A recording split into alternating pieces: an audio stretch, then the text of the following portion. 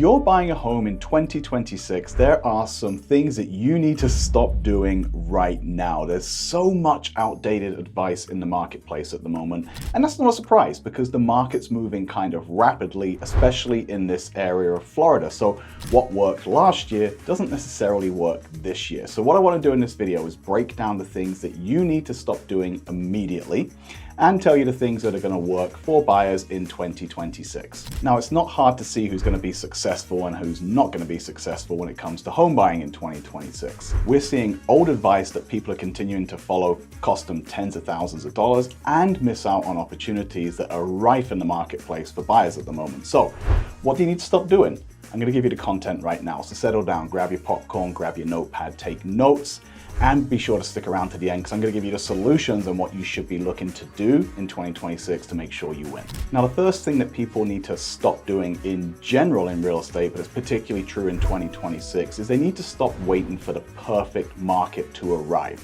We're hearing stories about people keep waiting for interest rates to fall or wait until the market bottoms out and prices hit rock bottom so they can make sure they make the best purchase. And it's not that these are unwise strategies. Of course, people want to do that, but I've learned in my 20 years of doing real estate that there is no perfect market. Now, what we're seeing at the moment, as far as the interest rates go, is that the predictions are by the end of 2026, they're not going to look much different than what they do today. So if you're waiting for drastic drops in the interest rate, that's probably not going to happen over the 12, 18, 24 months ahead of us here. And I always say as well to people, be careful what you wish for, because if the interest rates do get back to somewhere in the 3% range, let's say, it's probably because there's a pretty catastrophic economy out there that they're trying to stir up some business and interest in. So at that point, the housing market might be the least of your concerns. Now, there are many smart ways that you can make sure you buy smarter in 2026. One of them is to make sure that instead of asking for a price reduction on the property that you're buying,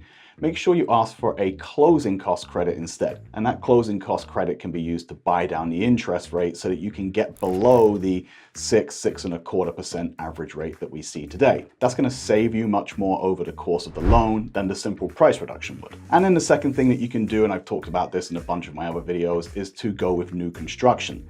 If you use their preferred lenders, the incentives that they're offering on interest rates are absolutely unmatched anywhere else. For example, one of the builders here locally is doing a 3-2-1 buy down. And so the first year of your loan is 0.99%, second year 1.99%, the third year is 2.99%, and then the remaining 27 years of the life of the loan are at just 3.99%. Now, like I said, it's likely to be a very, very long time before the actual average 30-year rate that you would get from a traditional lender will be anywhere near that. So if interest rate is a driving concern for you, buy smart and use some of those methods to get a lower interest rate rather than waiting for the perfect market. And then the second part of that equation, of course, is home prices. Now, home prices here locally did go down in 2025, and I would say there's probably a better than 50% chance they're going to go down somewhat again in 2026. Now, buying in a declining market is always a concern for buyers. Of course, I understand that as well. There may be unforeseen circumstances where you need to turn around and sell the property within 18 months, 2 years, and you find yourself owing more on the property than you're able to recoup from the sale. So make sure you're buying smart, of course, with that regard. But the other thing I will say is this, is that if you're looking to be in a property for more than just the short term, historically, over the course of the data and records they've been keeping on home sales, home prices have always gone up. So it's one of the smartest investments you can make long term with your money. Now, we would all like to buy up at the bottom of the market, myself included, but remember, it's a long game with real estate. And on top of that, it's also your home. It's not like a regular purchase like you're buying groceries. This is where you're gonna raise your family or move back in with parents, or you'll have loved ones come to be with you in moments of needs or in holidays. There's a lot more of an emotional value to it than most of the commodities that you're going to purchase. So in 2026, stop waiting around for perfect market conditions. Hey guys, I hope you're enjoying this content and finding it useful. If you can do just a couple of things, please. Be sure to like the video.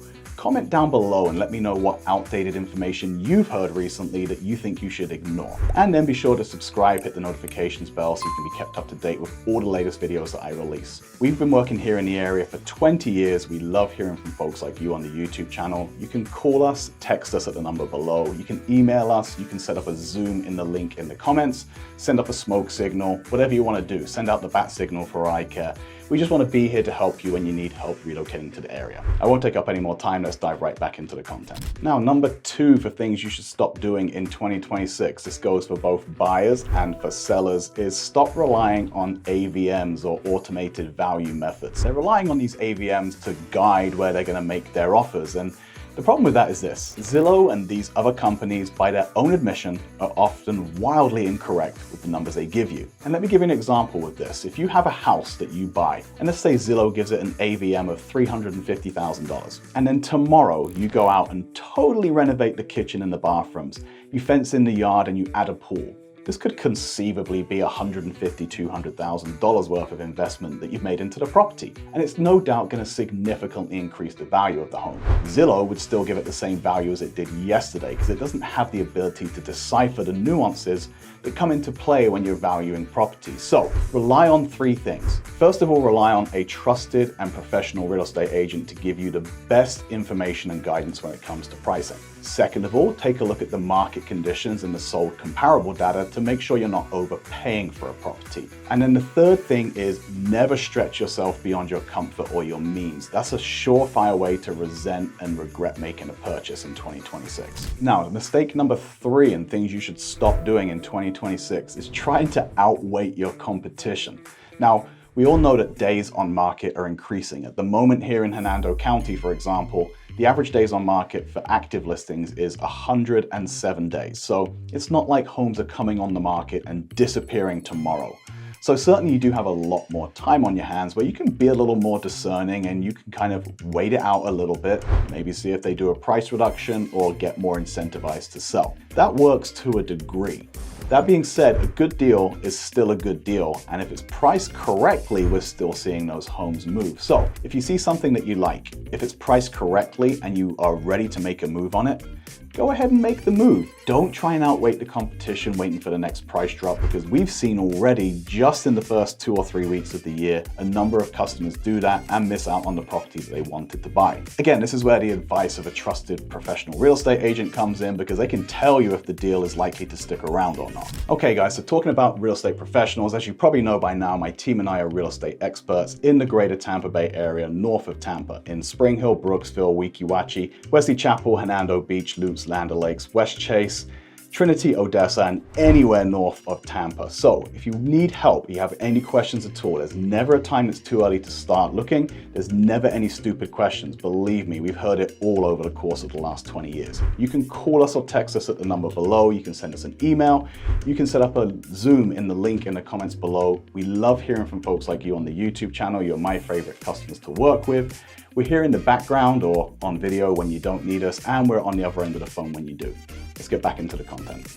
Number 4 of things you need to stop doing in 2026 that don't work. And again, this is true in any market, but particularly true in 2026, where interest rates are still fluctuating somewhat and are vastly different than maybe the last time you looked to buy 4 or 5 years ago, is going out and shopping without getting a solid pre-approval letter. We've had plenty of buyers come to us and say they're looking in a certain price point and be absolutely insistent that they don't need to go ahead and get a pre-approval until it's time to make an offer on the property. And there's 2 sets of problems that we've seen with these buyers. The first one is they had unforeseen credit issues come up when their credit was pulled. And now all of a sudden they need to repair those credit issues, which could take 90, 120, 180 days. And in that time, they've lost the property that they wanted to buy. So always do it early so you can make sure you can identify any potential issues with your credit, or make sure you can get your credit up to get a better interest rate. And then the second problem that they've had with that is they've not been able to accurately calculate what their monthly payments would be. So they figure that they're going to qualify for $400,000, but with the interest rates being higher than they were 4 or 5 years ago, they have no idea what that looks like as far as a monthly payment goes. And when they hear those numbers, they get a little bit of sticker shock and realize that they've just spent the last 2 or 3 months looking in totally the wrong price point. So our advice has always been the same and will continue to be the same. Make sure you reach out and get a pre-approval letter before you go shopping so you know exactly what you qualify for. You can sort out any potential issues with your credit, and you can work out exactly what your monthly payment is going to look like and be sure that you're comfortable with that. We work with a great local trusted lender who's literally the other side of this wall here in the studio, and we're happy to put you in touch with them. Now, the next thing that you need to stop doing in 2026, and I will add a caveat to this, but you need to stop throwing in extreme lowball offers. Now, while it is true that we are in a declining price market, there is a lot more inventory than there has been at any point over the last 5 years, and we are starting to see sellers ease up a little bit, and we're starting to see the list to sell price ratio decrease. In other words, the amount of money that the people get compared to their listing price is going down. We're seeing people throw out extremely low offers, insult the sellers, and then not even get a place at the table to negotiate going forward. And again, this is where you're going to want to rely on the expert real estate agent. So one of my agents this morning was just talking about how they got a home that was listed at $279,000 under contract at $229,000. Now, we were able to do that because we were able to show market data that verified where we were making the offer was at least sensible, even though it was on the lower end of the scale. And the sellers were in such a hurry to try and sell that they decided it was better to take that offer than potentially wait 3 or 4 more months in a declining market and risk the conditions in the market getting a little bit worse. So be sure to make sure that your agent is guiding you on where to make those offers, but throwing out extreme lowball offers and insulting the sellers is not a good tactic if you're trying to buy the home that you've fallen in love with. It is a great tactic if you're just looking for the best deal and you're an investor trying to feed off of the bottom of the market. Nothing wrong with that either. I invest in real estate and I'm always looking for the best deal. But if I was looking to buy a home for myself and my family, again, there's that emotional attachment that goes with it. It's not a pure commodity at that point. So by all means, make lower offers, but do not make insultingly low offers. And then the final thing that people need to stop doing in 2026 if they're looking to buy a home is making the assumption that every single home is going to get cheaper as time goes on. Now, we are in a declining market, I've already said that, but the numbers are around about just less than 0.5% per month. So we're almost at the point where we're making that turn in the market where it's reasonable to expect that by the end of 2026, we could see home prices going higher. And in fact, a number of home builders have raised the base prices on their homes. So while it's true that the market in general is declining, that doesn't mean that home prices are going to get less and less and less throughout the course of the entire year. The longer you wait, you do run into the risk that the market makes that turn, prices stabilize and start going up. So for example, I had a buyer come in through the YouTube channel who was working with me and negotiating with the builder, trying to get a deal done for themselves. And they decided they wanted to try and make the builder sweat through the weekend. I told them that these homes don't sit around and last for long and that the deal was a good one, so jump on it if it's what they liked. However, they waited 2 weeks and lo and behold, during that time, the builder raised the base price by $35,000. Of course, that put it out of their price point and they've now missed out on the home that they loved.